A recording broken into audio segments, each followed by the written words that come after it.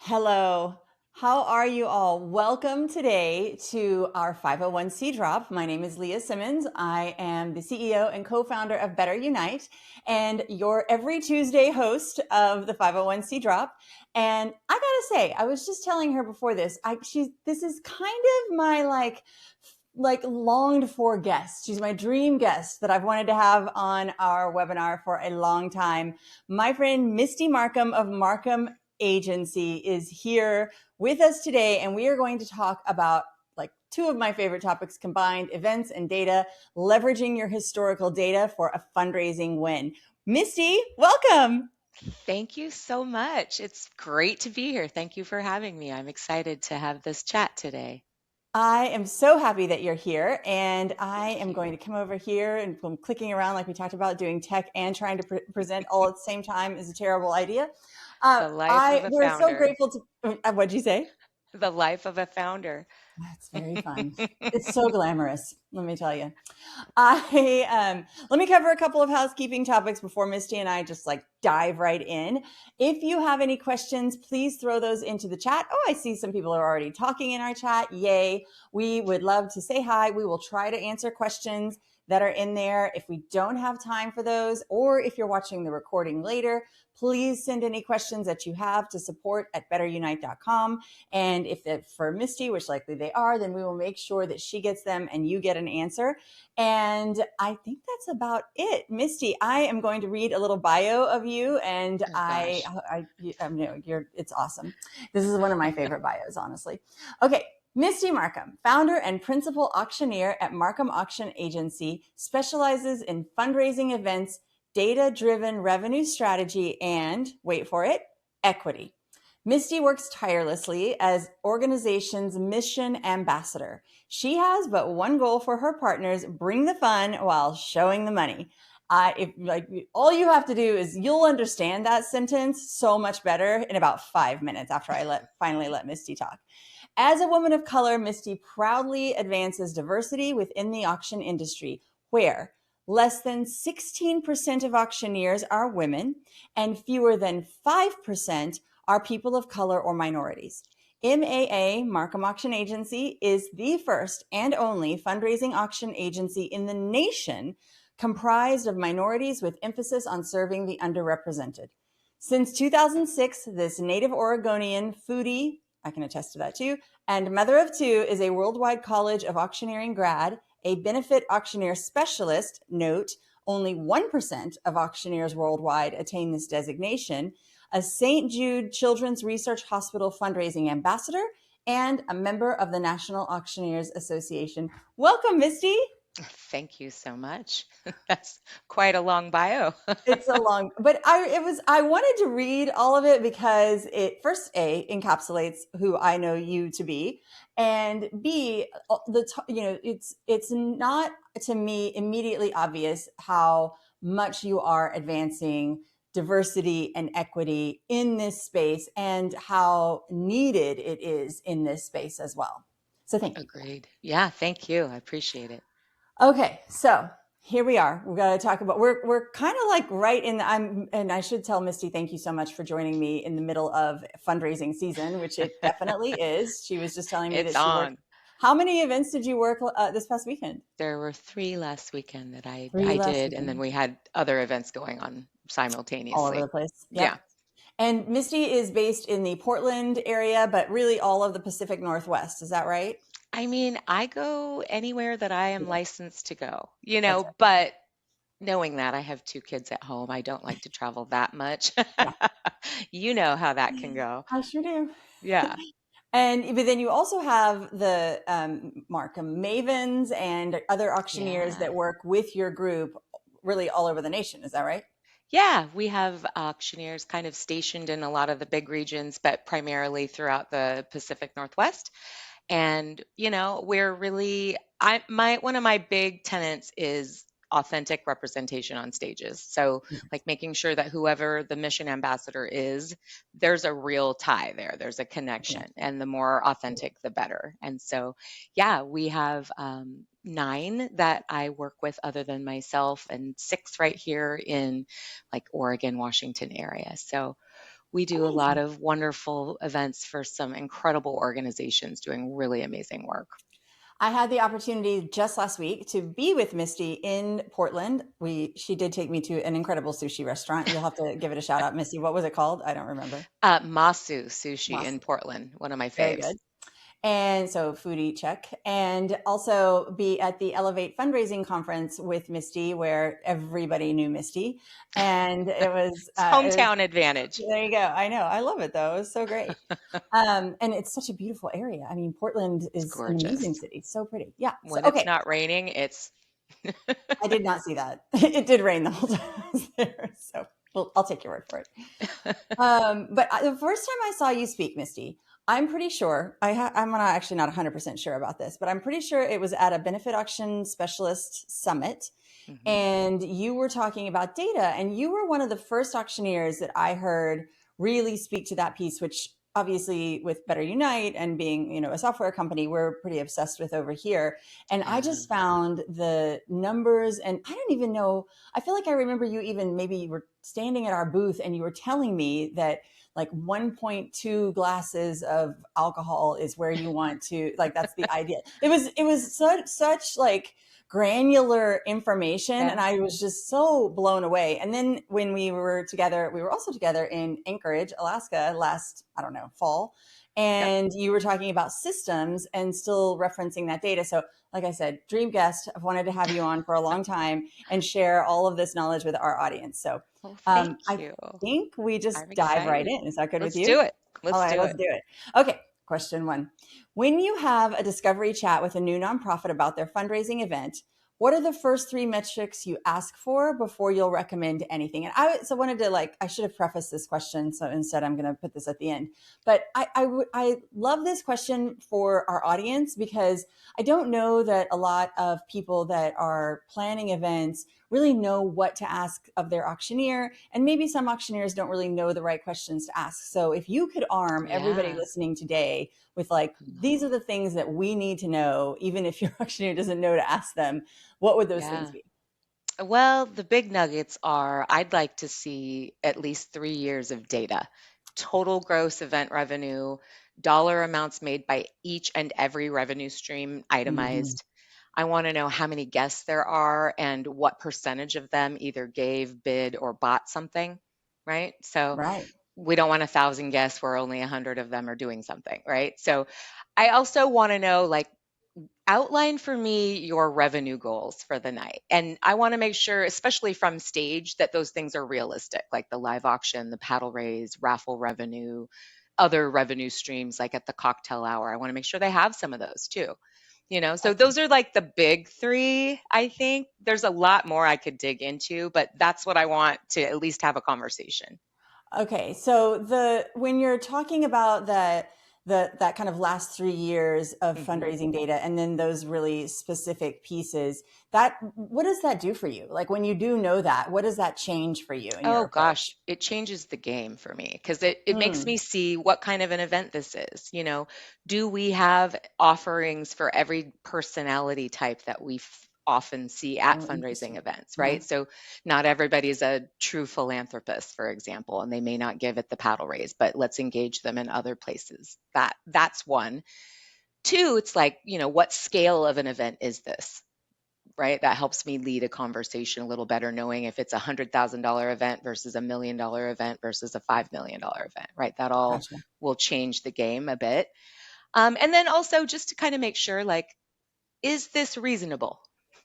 What you're looking for, what you're What you're asking me to hoping do. for and asking me to do, is this even possible in the Yeah. world of reality? Yeah.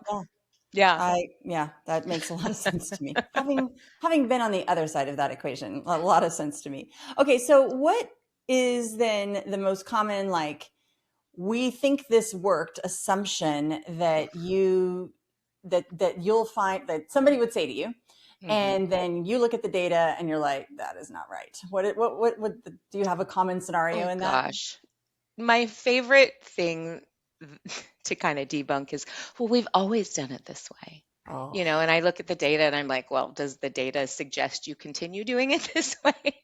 you that's know, great. that's one. I think another one, a huge common misconception, and then you look at the data afterwards, is like, let's get our party donors hammered and hope that that's going to make them do incredible philanthropy. No, typically when you see that at an event, the data will reflect less giving that year Really? because people are distracted and distracting others. They're not now paying attention to your messaging and your great video and, all the strategy that we implemented.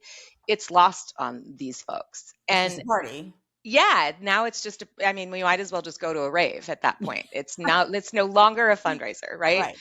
And then I think probably like high level, like bigger is better. Let's have a bigger auction, a bigger silent auction, more people, more revenue streams, all the things, more drinks.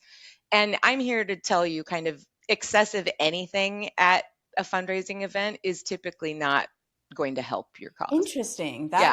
That one's unexpected to me. I wouldn't have thought of Yeah, that. well, I mean, think about this, right? So let's say you have three activities and they're all $50 a piece. Right. What do you think that does to the sales of the other activities and revenue streams, right? So a lot of these things will now compete with each other and they're cannibalizing the revenue that you would have made from just one with fewer labor hours, fewer planning hours, like all the things. So like you're spending less money to make more money. Why would you do it any differently than that? You know?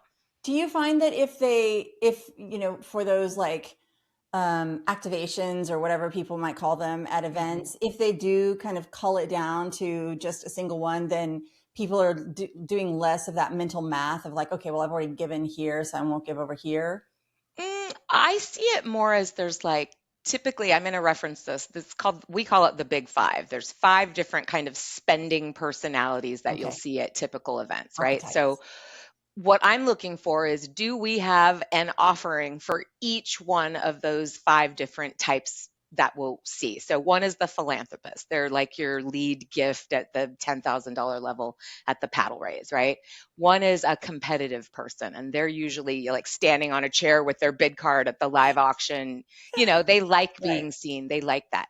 Then you've got like the shoppers, like my people are the shoppers, right? So we like a good For a old silent deal. auction where we might find a deal. Then you've got gamblers. These people like games of chance, raffles, low buy-in for big reward.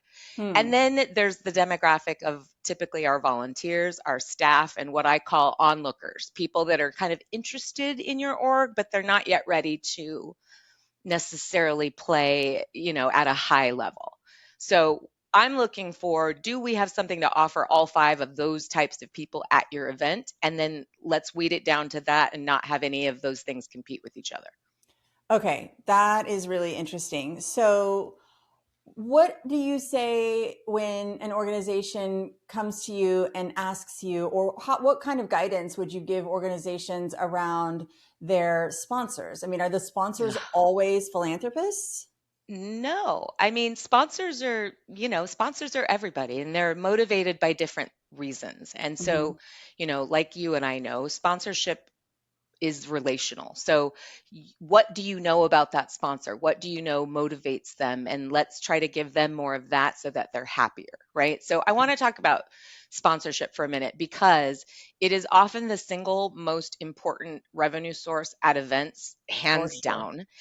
Nationwide, I did a little research because I like the data. Like our numbers. Nationwide, 31% of total event revenue comes from sponsorships. I And in our totally agree with region, it's like over 50% typically, like that. Oh, wow. for bigger good events that have been doing it a long time and they know what they're doing, Right. right? 63% of US businesses sponsor at least one nonprofit, with 41% of them giving over $10,000 every single year. So, like, untapped revenue stream, right? Yeah. 72% of corporate sponsors renew partnerships annually if they've Whoa. seen a positive brand effect as a key driver, right? So Interesting. again, know the sponsors, know what motivates them, and start offering them benefits that they want, right? So not every sponsor wants 10 tickets to your event, for example. In fact, sometimes that makes them feel stressed out trying to find 9 other people to come with me to your event. So I would start using historical data immediately to determine like which one of your sponsors to continue targeting, what types of benefits to offer them that they might really respond to, and at what level of investment to even ask for. Because I think over a long period of time, you're going to want to see growth, right? Not For sure. stagnation. Right. So I would be looking at also a strategic plan slash pitch to keep growing investment in my sponsorships. It's also the data is a great place to re-engage donors that you used to have, like or sponsors, excuse me, Yeah. lapsed sponsors There you go. that you maybe had 3 or 5 years ago or pre-pandemic, but they haven't come back yet. Why not? Let's figure that out. And I would say too, all the indicators in the market right now are pointing towards revamping your sponsor packets and how you engage sponsors and what you should be offering them as benefits. I think if yours has not been updated in like the last year or two, it's time. Yeah. Yeah. Yeah. That is, I think that's fascinating. And like with those numbers at 71%, I can tell you, I was just reading yesterday that, what is it? Only, let's see, 86% of first time donors to nonprofits, this is from the Fundraising Effectiveness Project, Mhm. 86% of first time donors to nonprofits will not donate again. So it's only 14% that will come back. And you're telling me that 71% of sponsors donating very large amounts of money will come back year over year. So Yeah. that just says, like, let's go do the work. Let's spend more time on that, right? Keep your That ear to which the is ground. revenue Yeah. producing. Yeah, Hmm. totally. Agreed. Data doesn't lie. Never Okay.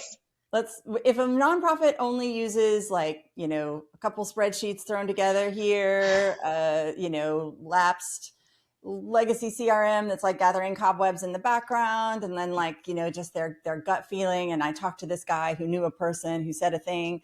What Uh-oh. and I know that you and I have both been part of those conversations. What's the simplest way to, like, for you to kind of nudge them into using data? Oh my gosh. Well, you can't really have a plan to move forward if you don't know where you've been, What right? happens? It's Yeah. like we need to know our history. So I think software is probably the easiest way to, I mean, hello, BetterUnite. You do this all day long. So We I do. mean, I'm preaching to the choir here, but Well, just to me, no. everybody listening likes to hear it. I think learning about what solutions are out there, Hmm. knowing what you need and making sure that whatever you're choosing fulfills those needs, right? And then select one and actually use it.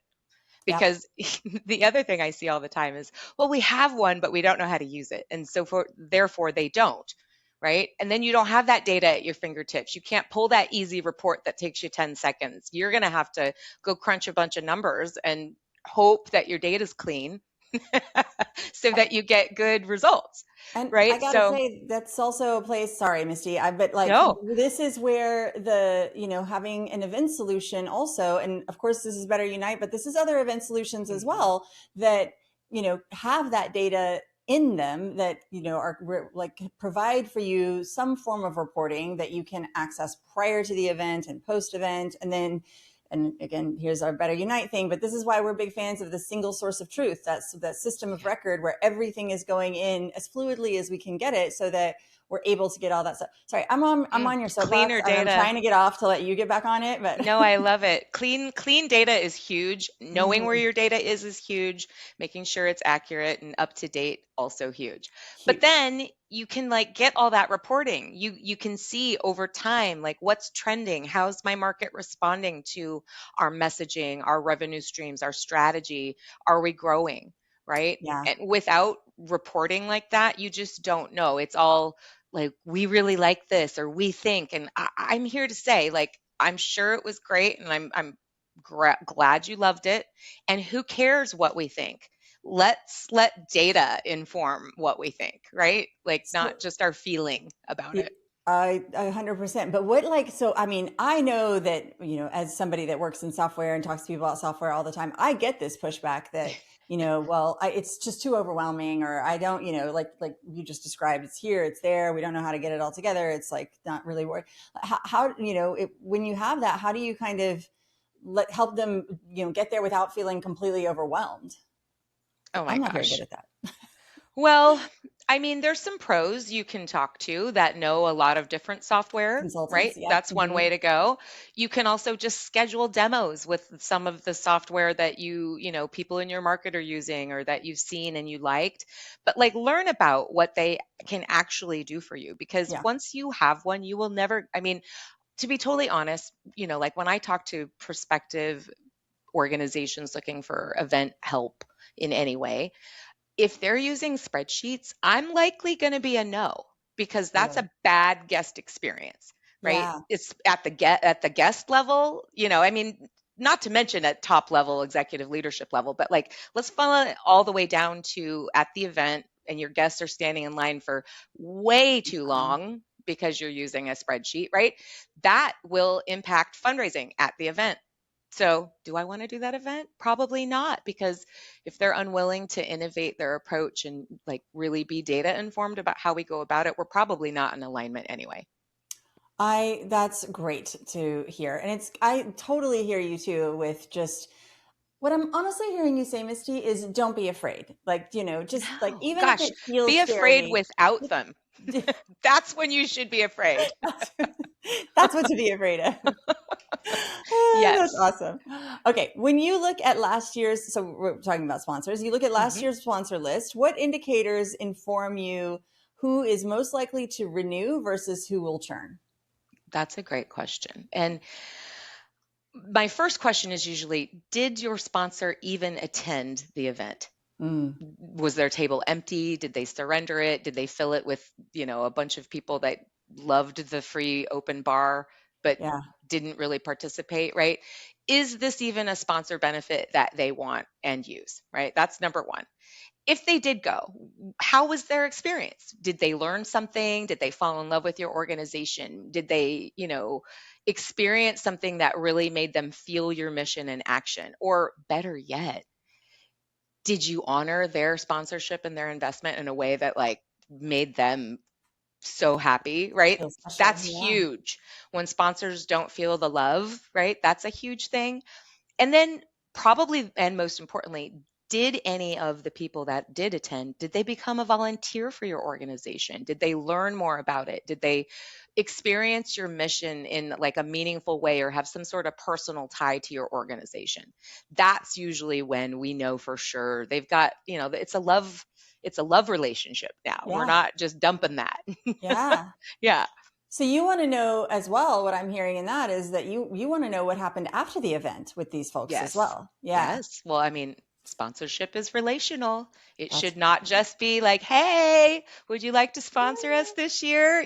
That should not be the only time every year that our sponsors hear from us. 100%. Absolutely. Yeah. And we here, we talk a lot about kind of momentum and momentum based fundraising. And that you've Mhm. got this wonderful, like you, Misty, have created this incredible environment in the room. Everybody's left feeling really good about, how they participated and what they gave and what they're doing for your organization. And then like for them to not hear from you again for another 11, 10, 11 months is a missed opportunity. I mean, even if it's Yep. not just rude, it's also Well, right. I mean, they think could of do it other like things. in any relationship, like if you only text somebody once a year when you need them, are you a Oh, good friend? that is a very good analogy. Right? So Yeah. I kind of feel like we need to be good friends to our sponsors if we Yeah. want them to be good friends to us. You are just living up to my dream guest. So You're hard. killing me. I I love love it. it. Okay. So going back to the, other activations Okay. or other things that folks are doing at their event to raise money, additional revenue streams with the raffle, the wine pool, the game, silent Oh, auction. yes. What metric, you mentioned this earlier too, like what are you looking at? What metrics are going to tell you, is this worth the staff's time? Uh, well, first, how many labor hours are you spending on that one revenue stream, right? Like, let's use a silent auction as a great example. I had a client, they had a $4,000 gross revenue from their silent auction. I'm not even going to tell you how many packages they had because it's not a good precedence. And when they calculated how many labor hours it took to procure it, package it, schlep it to the site, schlep it, deliver, do all the things, it they paid to have a silent auction. in Oh, essence. yeah. So, like total labor hours, including all of your volunteers, the day of execution of it, after the event or the revenue stream is over, what do you have to do to close it out, deliver the things, whatever? Did you actually net any money? And if so, is it worth the labor hours that you and your org spent doing it? Number one. I want to know about dollar amount earned relative to all the other revenue streams. So like let's say this thing made $15,000, but your event's a 1.5 million. Is it worth it at this Right. event? You know? So like I like to kind of see the percentage of the pie that these revenue streams are making up. Oh, that's a good visual. Right. And then also I want to hear about what did your donors experience about that revenue stream? Is it something that they love? They have total fun. Maybe you're immersing them in your mission a little more. Okay, maybe if it doesn't make a bunch of money, but it satisfies these other things, yes, it may be worth it, right? For So sure. I think if the donors love it and they like ask for it, or if it's like serious mission immersion, then that can be a yes, even when the revenue doesn't point in that direction, right? Right. And then lastly, does it fulfill one of those big five, the big five Oh, yeah. personality types, right? So you want the philanthropists, the competitive bidders, the shoppers, the gamblers, and the looky-loos, the onlookers or the staff, or volunteers. We want something for each of those things. So Yeah. I'm looking at that too, right? Does it satisfy one of those things without having multiple that satisfy one that are now competing with each other? Well, Yeah. so speaking about the silent auction, like Yeah. what do you consider? Do you have a ratio? I'm sorry, I'm throwing this at you off the cuff, Yes. but you do? Okay, what's the ratio? Tell I me. do. So usually for me, it's approximately one package per every 5 or 6 people in attendance, Oh, that which is a I good. know that sounds super low, Uh-huh. but really what our goal is we're trying to create a seller's market where everything sells for the highest value versus a buyer's market where everything sells at the lowest value, right? Interesting. So in order to do that, scarcity is one of the tactics kind of in my toolbox to get that done. You don't want to overwhelm people with anything, Right. especially in the cocktail hour. Like I think of that as the appetizer, and then the paddle raise and the live auction could be your entree. That's another good analogy. Your foodie analogy. Well, I like to eat. Me too.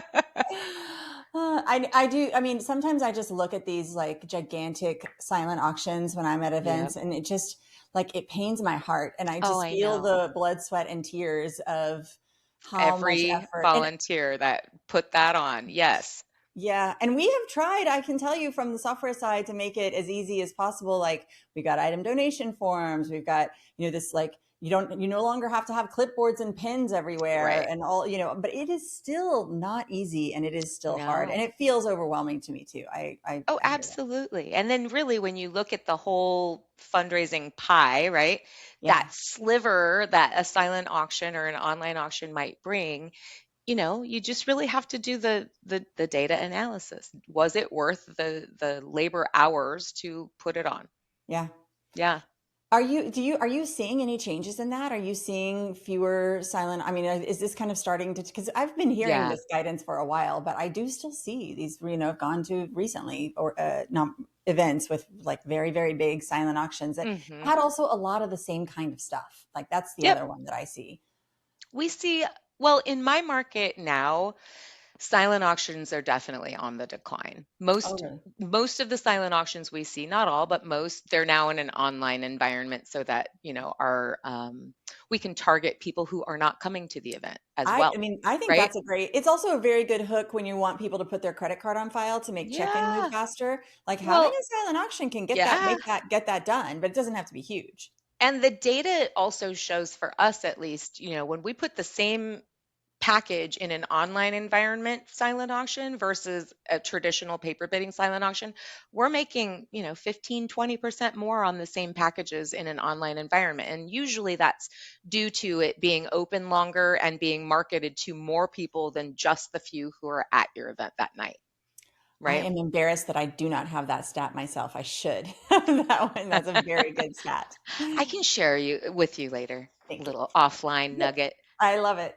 So I'm also curious, like I promise you, this is coming up. If it's not already in the chat, it will be in there in a minute. Okay. how long do you think a silent auction should be open prior to the event? And for how long do you think it should be held open Yeah. after the So event? you're talking about an online auction, right? Online So an silent, yes, where you're online letting silent other auction. people Yeah. bid and yes, Okay. So I'm only going to speak for my market because I don't for sure. have the feedback from donors everywhere else. But the Pacific Northwest region, kind of the West Coast, they do not want to hear about an online auction for more than 7 days. They start to get really irritable when it's day 8, day 9, day 10. They're just like, be over already.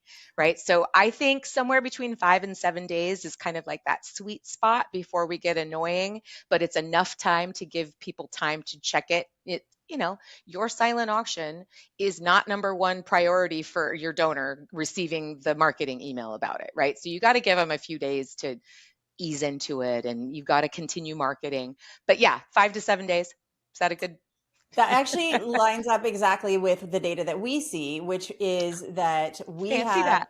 we see that if it's open at a minimum 3 days, but at a maximum 5 days prior to the event, Uh-huh. and open at most 24 hours post event, but open some amount after Yes, the event, yes, yes, yes. then that will see don't have the exact number in front of me, but I want to say it's like a 17% spike in overall, Yeah, how the auction is doing relative to other auctions that I were love testing it. using the event as promotion for Yeah. the online auction, right? I love making announcements about it, pitching it from stage, QR codes everywhere. So it makes it super easy for people to bid right from their chair, Yeah. right? I think it's a great way to get more from the same things that you already have. And then you don't have to schlep everything to and from.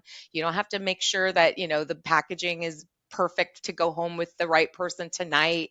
You can take care of that standalone, not as part of the event, making it much easier night of. Was at an event, or I was talking to somebody about their event. Oh, no, I think I went to this event last year. I think it was last year. Might have been the year before. But I think she was the executive director, did this really cool thing where she organized like a silent auction item pickup the next day at like 4 in the afternoon. Hmm. They got a local coffee shop to donate a coffee for everybody that came by and the supported the event. And That's I just thought it great. was this lovely donor touch that I had never really, I've heard of a lot of delivery services, but having this like almost social gathering to come get your silent auction Hmm. items at a It's a local great place seemed idea. like, yeah, I know, right? Great Okay, idea. sorry, back into so from your perspective, an auctioneer's perspective, Uh-huh. if there's just one data back Oh change, gosh. what makes the room spend more? Oh, I can't give you just one. Can I give you multiple? Okay, sure. In no particular order because No my particular. mind's like, oh, this. So I think timing, Mhm. sequencing, and your run of show content is huge. You have to tailor it for fundraising outcomes, right? Not that rave we talked about earlier, but like a fundraising event. Yeah. And based on what we know from reviewing so many events worth of data, we understand this. So, like, I'll use a great example.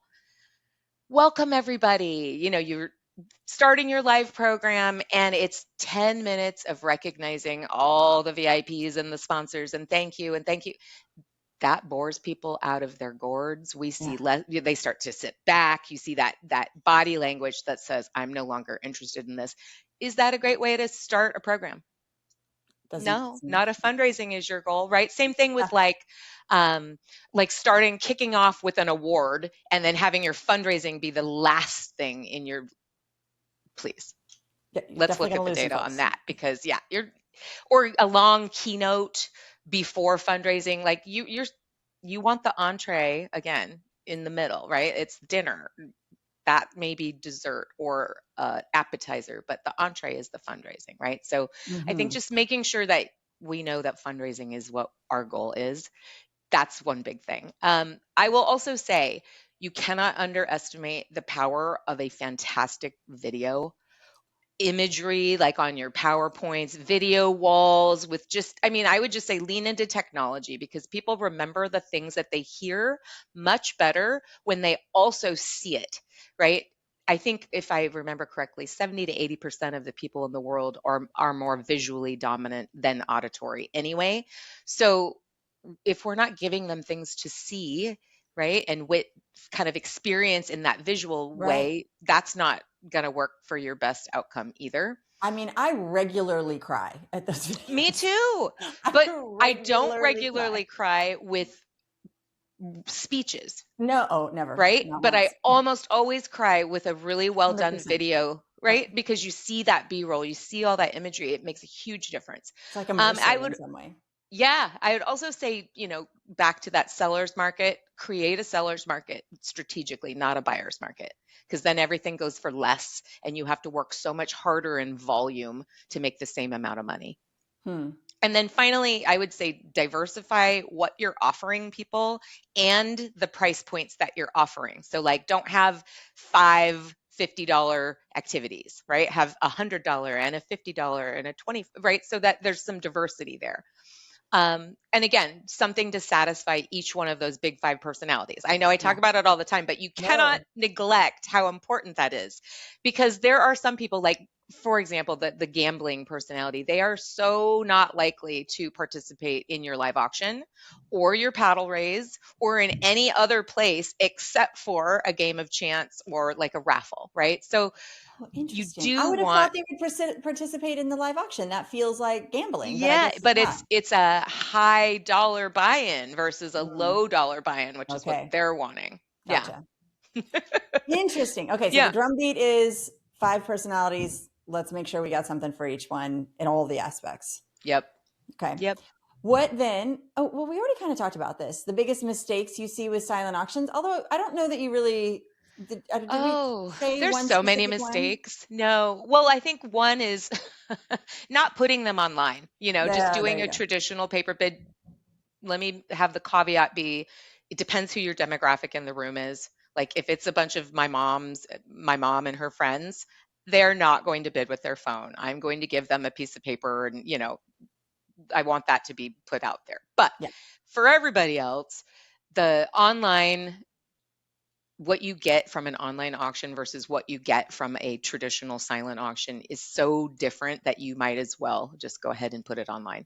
Um, the other is that more is better mentality. You don't want that. You want to create the seller's market so that, everything is selling for top dollar. And then refine procurement too. Don't just offer any old thing, right? Oh, here's a pair of Nike ladies pants size medium. Eh, that is Yeah, it's that's not a real garage sale, specific. right? So like make each thing be sexy that appeals to more people and shows in your historical data has been selling around retail value or even better, higher than retail value. Those are yes. Everything that's selling at like 30, 50% of value, that's a no. Don't Yeah, don't don't do it continue again doing that. next year for sure. And then I think just layout, like a Oh, traditional paper interesting. bidding silent auction, too crowded, right? Yeah. People, Americans especially, we want to be able to extend our elbows on both sides of us. Otherwise, they won't bid.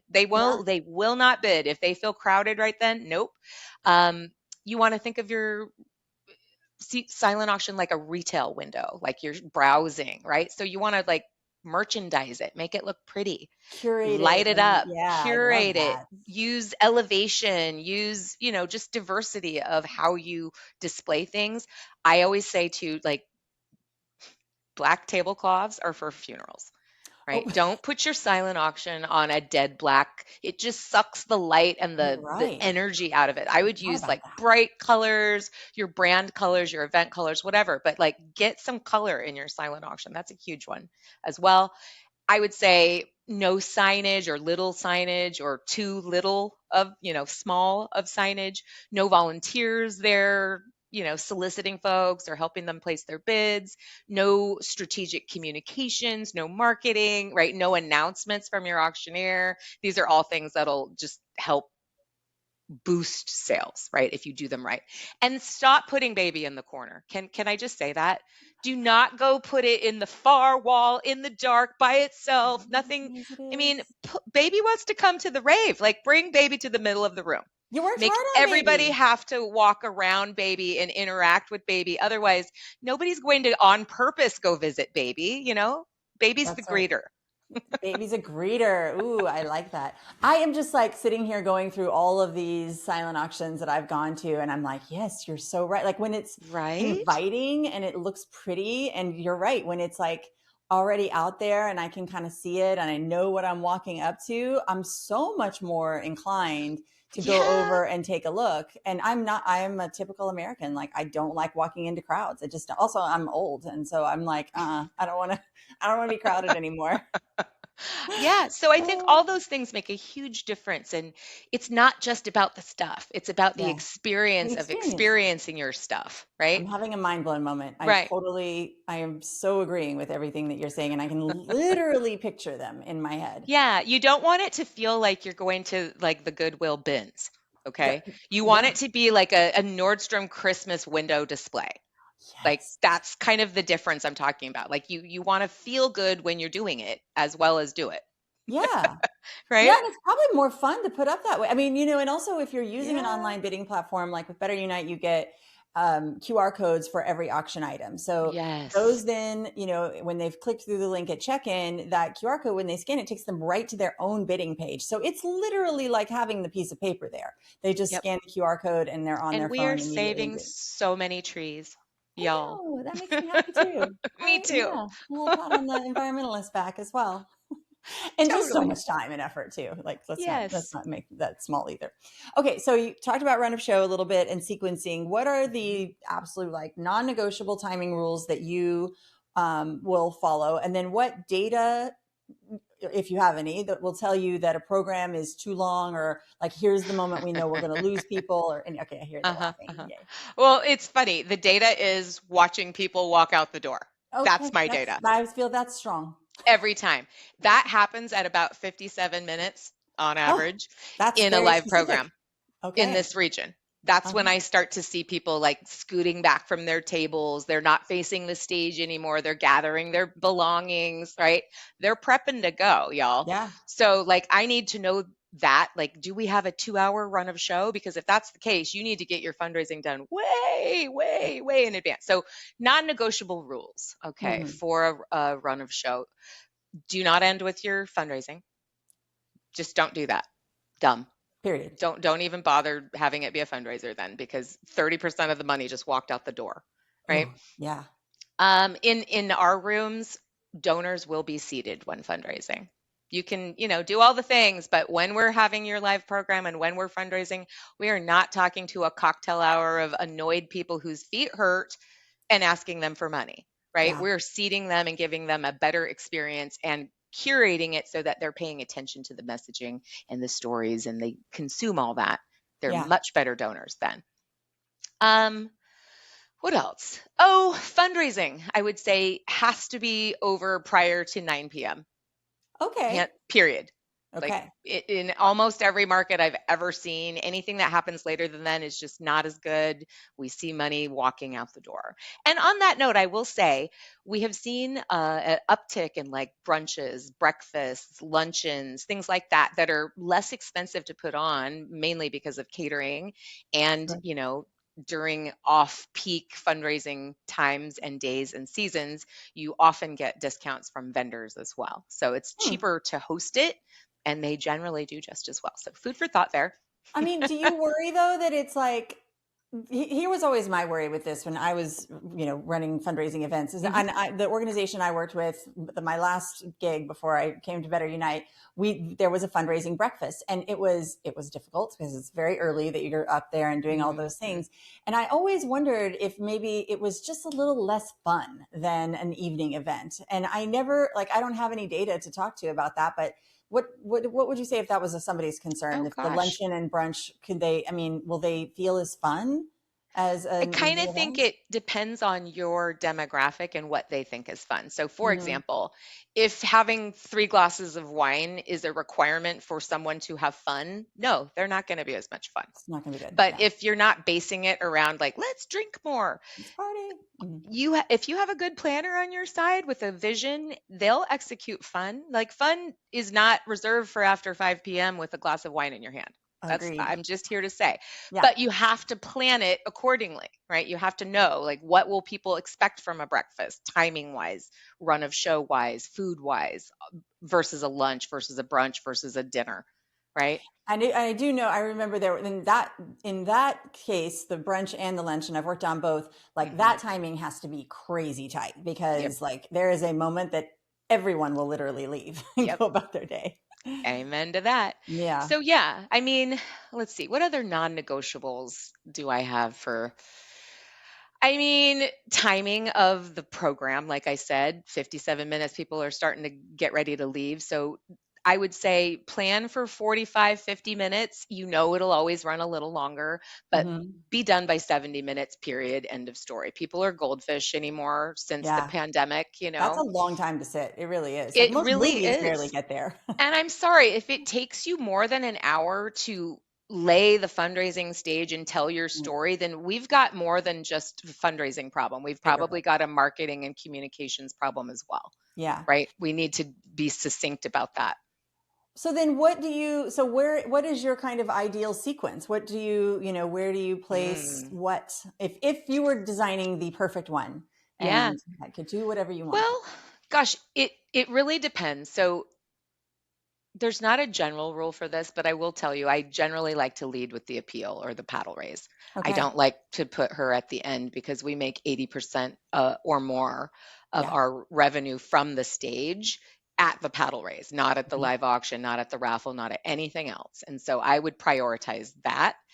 But more than that, I look at each event and each organization very uniquely, and I Yeah. learn from their historical data and what they've done before. So I would just say talk with your whoever's, your auctioneer, your fundraising person, and let them lead this conversation because they're going to ask all the right questions about your organization, your event to actually be able to give you some options that are successful that don't end with your fundraising because we never do that, right? Right. But don't treat the appeal like an afterthought, the paddle raise, right? It is the heartbeat of the live program. It should Why be we're there. central to every communications tenant. All of your content should be building up to what we're talking about at the appeal story, right? Oh yeah. And here's a misconception I get all the time. It's like, well, we want to do the live auction because maybe if that person doesn't get a live auction, then they'll contribute to our paddle race. I'm here to tell you those are two separate buckets of donor Yep. demographic.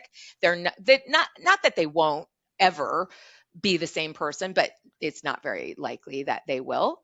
And over 60% of donor units or bid units usually participate at a paddle raise, where approximately 12% on average of donor bid units would bid on a live auction or win a live auction. So why not start with the Interesting. most inclusive part of the event, right? So that's in general, kind of high level without knowing anything about the organization, this hypothetical organization I'm planning an event for.